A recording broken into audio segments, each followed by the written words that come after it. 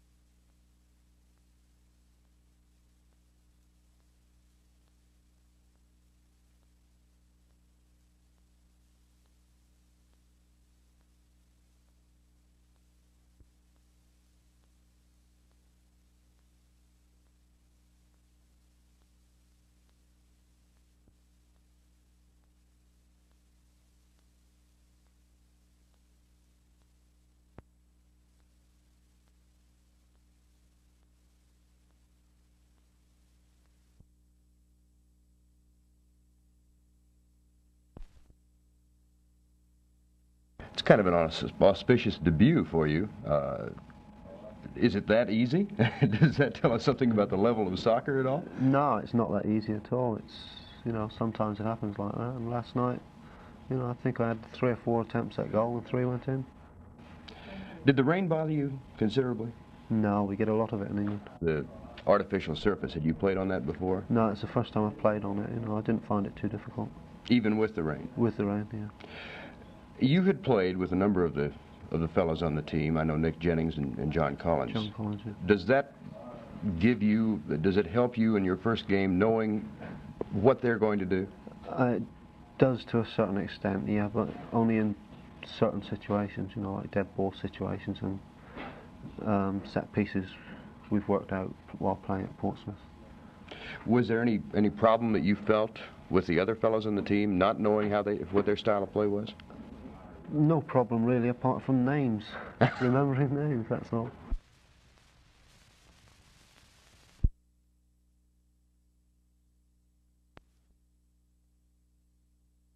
No, not in the pros. Not in the amateurs it might be an advantage, but in the pros you have there's always a way to circumvent so-called advantages. You make up for it. Tall guys are good maybe for reach, but the little guy can slip inside. It's the same in every kind of pro sport. You know, you've got the blitz, you've got the zone defense. Well, the pros come up with the draw play and the screen pass, and they circumvent these so-called advantages. So there's no real advantage in the pros to being tall or short or what have you, as long as you can fight. If you would describe yourself, what kind of boxer would you call yourself? I would call myself a boxer. I'm not particularly a counter-puncher, but, you know, I work off what the other guy does. When he makes his move, I watch and I'll throw my left hand and see what happens.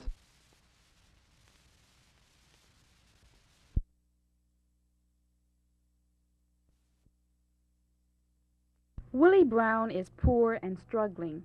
He dropped out of school in the 5th grade. But Willie has a genius which makes him unique. Ideas he can't write down, he puts on canvas. Willie, when did you first discover that you had a talent for art? Well, when I was about the age of 10, when I first came to Dallas from Louisiana, I was downtown, and I was just drawing off of cardboard, you know. And this lady came by and encouraged me and told me I was doing a good job. that time, I didn't know I could make any money from it until she gave me a few coins, and she was cross the street at Asia Green and bought some supplies for me. Schools were my less interest, really. At that age, I didn't know what school meant to me. What kind of art do you like to do the most? I like to do westerns. I never had the time for it because I have to support myself, so I just stick with portrait for a while. Most I like the horses and the action and doing such scene as family on the homestead and putting feeling and emotion into it. If I can do this, I can say things through my art. Mostly I'm trying to find myself through art, if it's possible, The thing that made me stay out of school, the thing that kept me from going to school. Somewhere I got off the line. When you sit down to paint a person, do you often put their personalities into the paintings? Well, yes, I do, because usually when I sit down to draw someone, I seem to know them. Because I draw quite few people, And all that time, you just get to know faces. What can you tell about me from that picture? Well, that you're probably ambitious, cause makes you act older than you look. This is what you look like on television. This is what you say. Thank you. Thank you.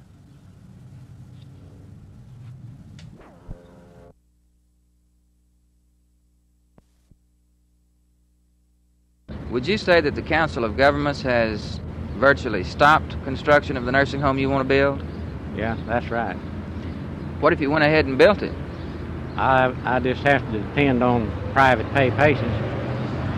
In other words, the Council of Governments says that you can build it if you want to risk private patients, but you can't take Medicare and Medicaid. That's right. Unless they approve of it, I can't be approved by the Health, Education, and Welfare Department to precipitate into the Social Security programs.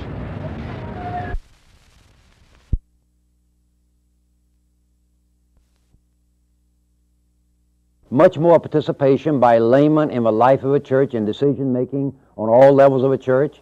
In women in the church, more in theological schools, we'll have more in the pulpits as pastors. More of our minority people being recognized and given positions of leadership. More young people are involved in decision-making and making a very wonderful contribution.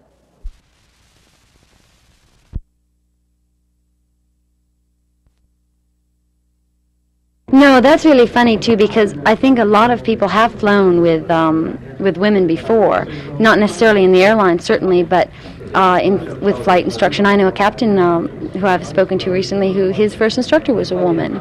So I think people are really used to it, and I think the only people that think maybe it's a novelty are the people that aren't concerned with aviation. Oh, sure. Yeah. Was it kind of scary at 12? No, I don't think you knew the difference at 12, so probably if I started later it would have been, frightening. And me.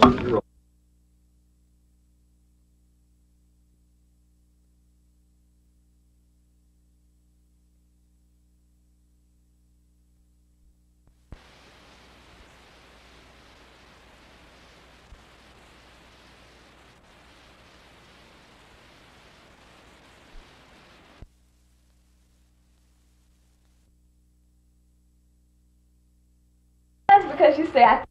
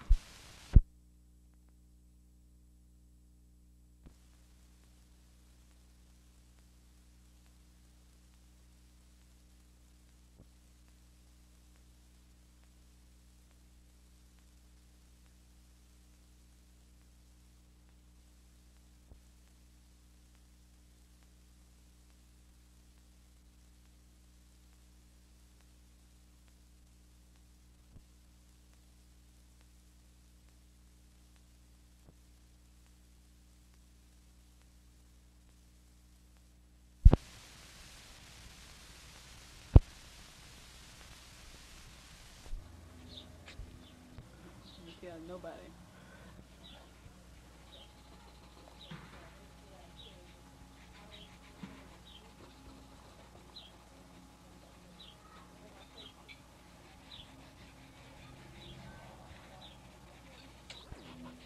I did act though when I was.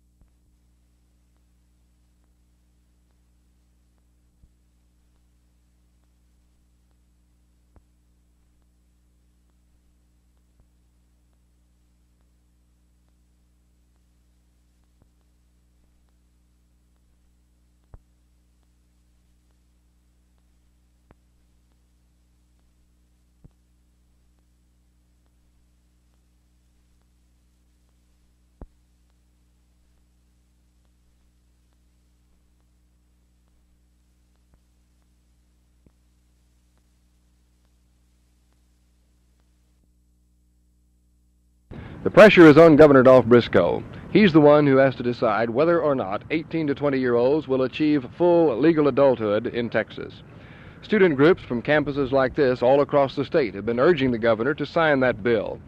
But Roy Coffey of the governor's office says they've received a lot of letters from parents the other way. Some say that making 18 the legal age will interfere with the parents' authority. The real heart of the matter is the ability to legally buy liquor. Dallas traffic officials say that they cannot predict that there would be a big increase in drunk driving if the age is lowered. But the principal group who opposes lowering the age limit disagrees. Joe Hewitt of the Texas Alcohol Narcotics Education Association says that the biggest problem is younger people are more impulsive. Young people, 18 to 20 years old, who drink have more automobile accidents and get into more trouble than people who are older. And we have experience on this in the state of Michigan. In the first 6 months after the legal drinking age in Michigan was lowered, fatal automobile accidents in that age group doubled, and injury accidents in that age group more than doubled. We believe that the money behind this whole move back from the very beginning eventually came from the liquor industry. They're the ones that stand to gain by opening up this great new market. Hewitt cites studies which show an increase of drinking among 15 to 17-year-olds because their 18-year-old friends pass the booze down to them. Another major right which the 18, 19, and 20-year-olds would pick up under this bill is to borrow money. But several bankers told me today that they don't expect to make too many more loans because a borrower still would have to have a steady job, good collateral, and either a good credit rating or a cosigner, just as now. It isn't a tax bill or another major piece of legislation, but politically it's about the hottest thing on the governor's desk. He has until June 17th to make up his mind. This is Roger McDonald, Channel 8 News on the Move.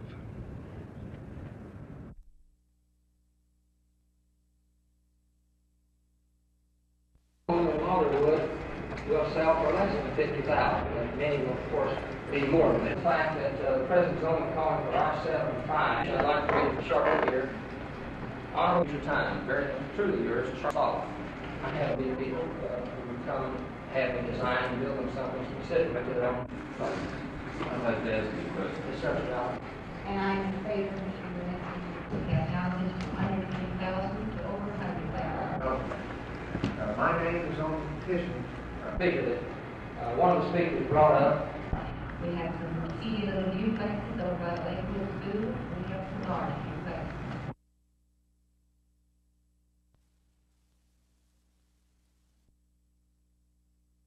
Looking back now on your years in school, if you could control it, would you have rather have gone to Burton Hills and continued through in an integrated manner, or would you prefer to have come through the way you did? No, I think I'm glad that I did go to black schools because, to be truthful, when I first went to Forshey, I I really got razzed and teased because I thought I was so white.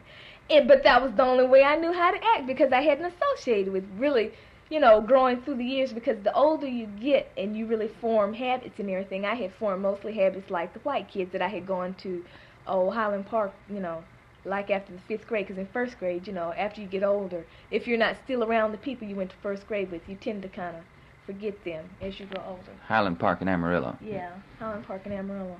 And I'm glad that I didn't go to mostly white schools, because then I think that I wouldn't have known myself who I was. It would have presented an identity crisis to me.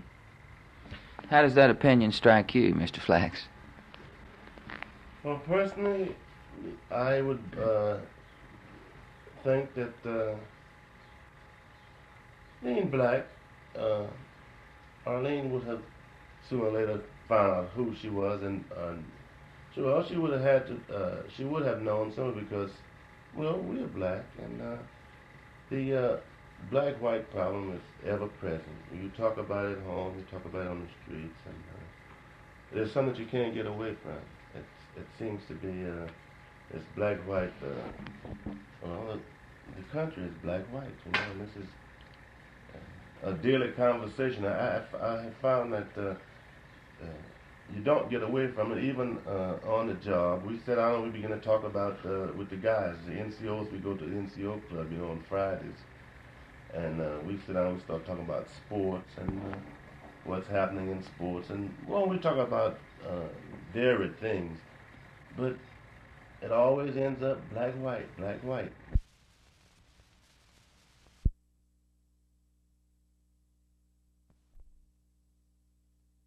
This Post Office Department vehicle is certainly capable of 70 miles an hour, or even more if no one happens to be looking at the time. But there is a new directive out now that says drivers of these vehicles must maintain speeds of not more than 50 miles an hour. The idea is the preservation of fuel. It seems that in the southern district of the Postal Service alone, which includes Texas, there are almost 25,000 of these vehicles, and last year they consumed 21 million gallons of gasoline. And since those figures were compiled, they've already added another 1,000 vehicles. There are 4 points for drivers now. Not only must they keep their speed under 50 miles an hour, they must, 1, cut off the engine of their vehicle when making pickups and deliveries. They must use moderation and acceleration when starting a vehicle in motion. And they must immediately report any malfunction of the engine in order to keep them finely tuned. Or as one driver, who obviously didn't want to be identified, told me a few minutes ago, look, the truck I'm driving today has 176,000 miles on it, and it won't go 50 miles an hour. But the Post Office Department quickly points out that even with these new regulations, there will be no curtailment in service. This is Jim Mitchell, Channel 8 News on the Move.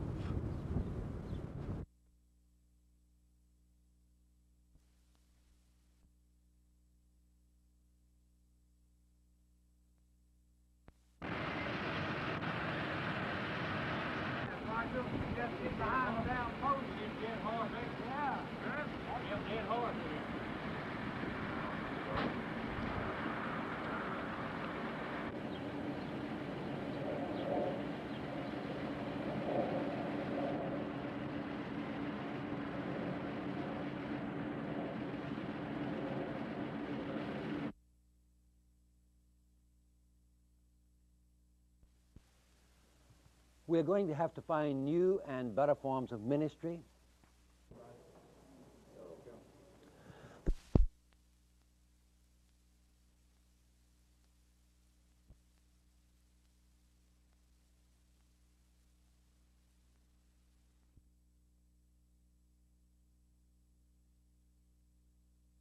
Even if you do get married? Absolutely, yeah. And I think co-pilot and then captain. So I guess my ultimate goal is to be a captain.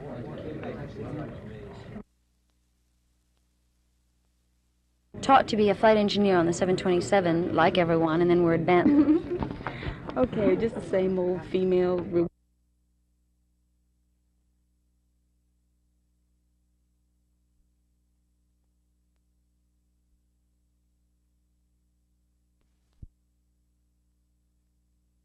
I feel to Texas, and I hope I can continue in the winning ways, and I just hope I can help the Rangers in any way possible. I think you can start for them That's a tough decision. If they want me to start, I'll start. But if they want to send me down into the minor leagues, then that's fine with me. You don't really feel, though, that you would go to the minors? All the scouts are saying you could start in any major league ball club right now, David. This has got to be added confidence for you. It makes me feel good, but I just don't really know what's about to happen. They haven't made any indications on where I'm going or anything. And we probably won't begin negotiations until the beginning of next week. You had any discussions at all with Mr. Short or any of the people there? Well, when our high school team was playing Dallas Kimball, they were all out there, and I was introduced to Mr. Burke, the general manager, and Mr. Short, and they're all very fine people. And they're the ones that called me this morning, and they wished me the best of luck, and they just told us not to worry about Ranger baseball right now and to win the state title for Westchester. Did you sleep well last night? Surprisingly enough, I slept the best I've slept in probably a week. Now, tonight's going to be the bad one. Right. Tonight I'll be thinking about everything that's happened the past 3 or 4 years and what's going to happen the next possibly 10, 15 years, I hope. Can you give us a $200,000 smile? It's not going to be like that. We're not going to be unreasonable. In fact, we aren't even looking forward to any troubles with negotiations.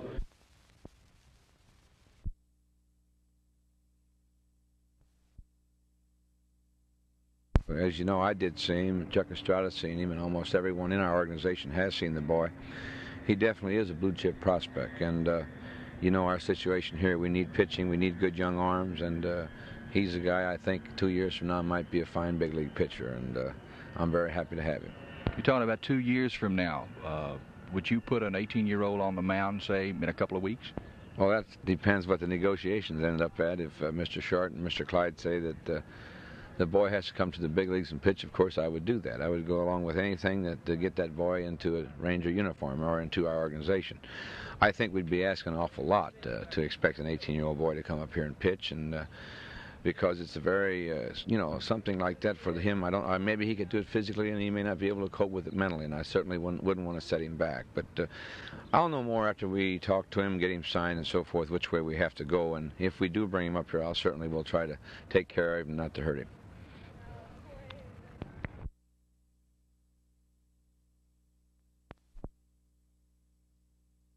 It looks as though they are. They've been together a long time now, and it looks as though they're doing exactly what they did last year. They're a very strong team, and they're just forcing their way through the league again and making the other team make mistakes and cashing in on them, and this is how they're going to get their results. We never like playing against St. Louis. I hope this year will change that, and I think we're pretty physical. This is the best team that we've had ever since I've been at the Tornado. I think what we're producing now, we're producing good soccer. And if we can't take them this year, I don't think we'll ever take them. You're talking about a comparison of a team that won the league championship in '71. This is a better team than that one? I think it's a better team this year, yeah. In what respect? Overall? Yeah, overall, and the fact that we've been together just 2 more years on top of that, and the ones that have been here. And the type of soccer we're playing is very entertaining soccer, I think, and it looks like we're full of goals. We're much more attacking-minded, and it looks like we can get a lot of goals this year.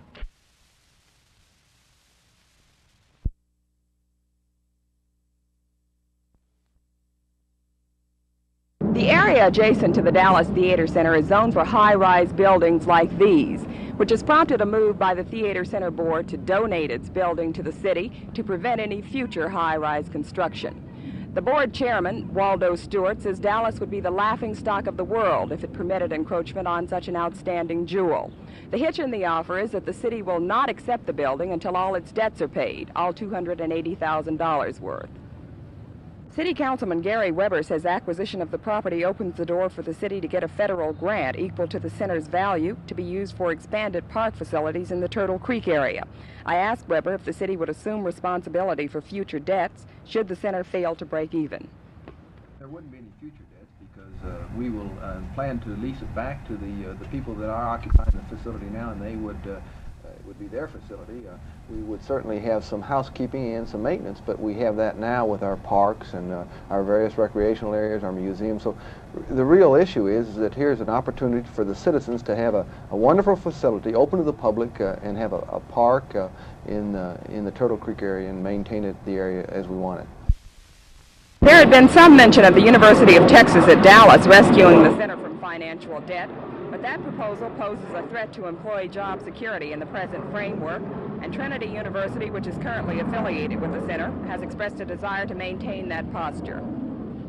Donating the building to the city appears to be the only salvation for the Theater Center, which had a $20,000 deficit last year. On the other hand, it quite possibly opens the way for censorship, one of the reasons the director, Paul Baker, left his last position. Iola Johnson reporting for Channel 8 News on the Move.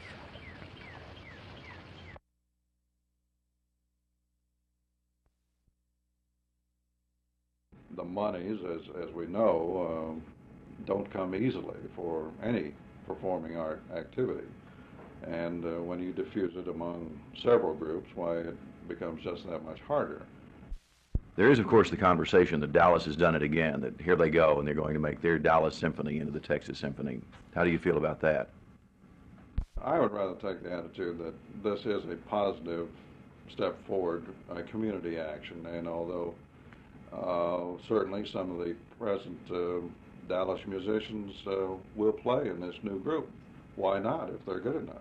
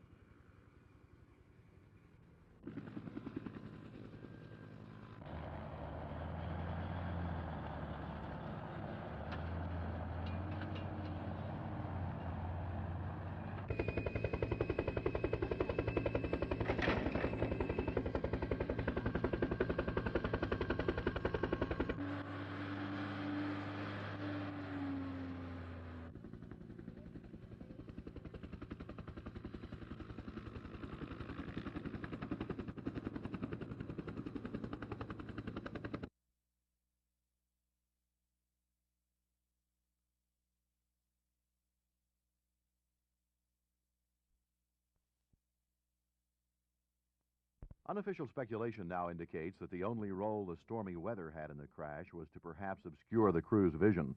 More than one source told me today they believe the 13-passenger bird struck a treetop as it came out of its final approach turn toward home base at Oak Grove. Still, the matter of why an alternate base was not chosen in view of the weather will be part of an overall investigation. Amateur radio operators, functioning as weather observers, saw the chopper head into the thick clouds and talked among themselves about how it could possibly survive. That's just one of the questions which remains to be answered.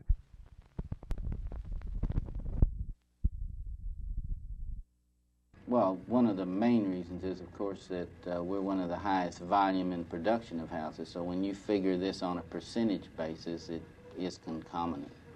Who is having their homes foreclosed? All different stratas.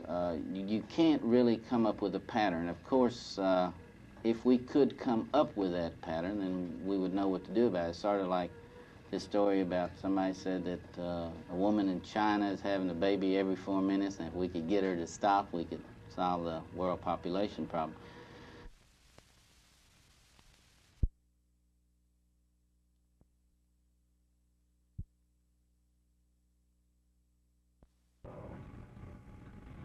The foreseeable metropolitan. In looking over the years ahead and what experience I have had with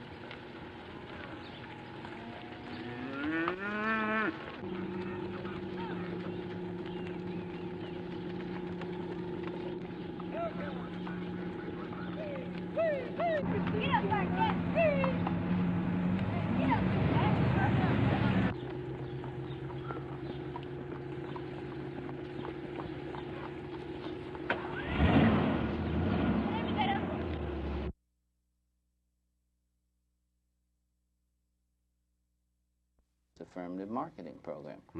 Now, we've got national publicity on that. And I wrote a complimentary letter to Murphy Martin because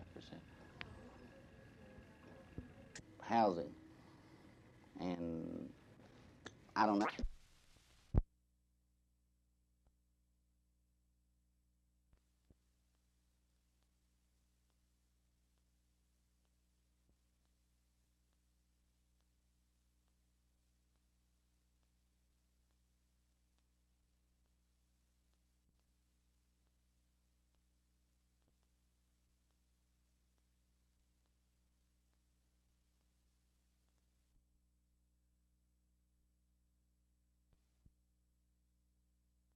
Just about the time all of the men got here, got ready, the sand arrived, the levee broke, and it was too late.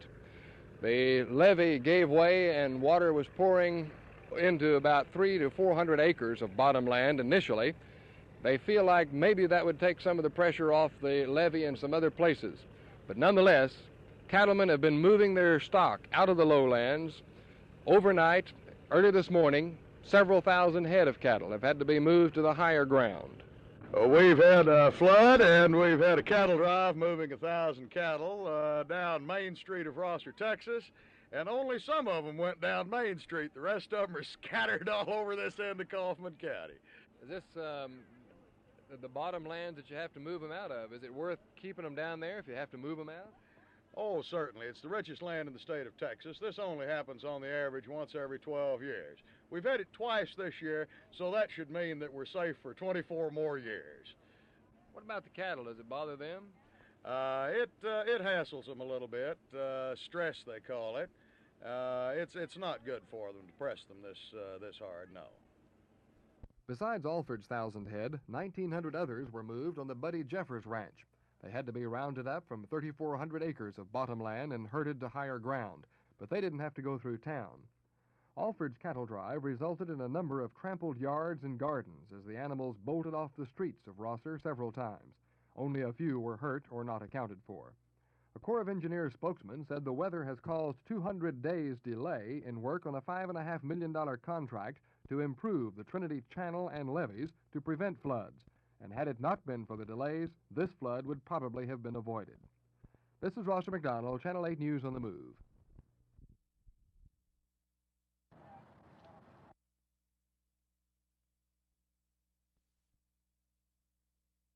There is a new lifestyle. Younger couples are now buying homes when they used to live in an apartment for 3 or 4 years, acquire some housekeeping experience.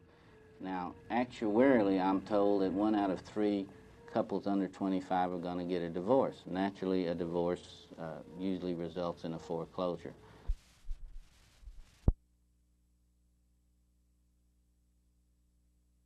Arrived to execute a supplemental agreement with the Explorer Pipeline Company for the extension of the company's pipeline presently on airport.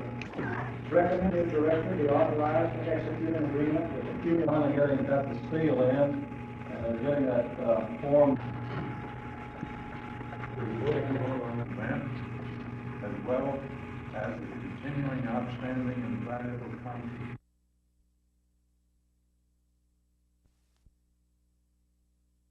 If for any reason Trinity Foundation was unable to meet its obligations with film contracts, then we would propose that the station would automatically revert to another charitable organization, such as the school system.